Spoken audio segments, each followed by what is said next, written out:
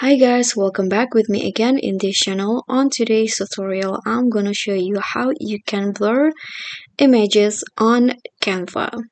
So here, if you want to blur, you want to have some blur effects to your image in Canva.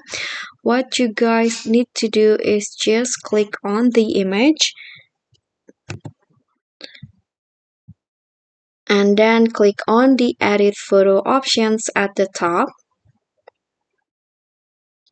And in here, under the effects tab, just scroll down until you find blur.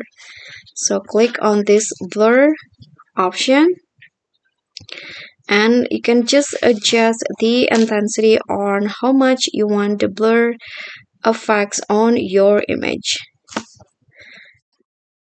Okay, and after that you can just go back and your photos will automatically blurred like this.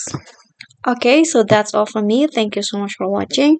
I hope this simple tutorial will be helpful. Don't forget to subscribe, like this video, comment, and click on the thanks. Thank you.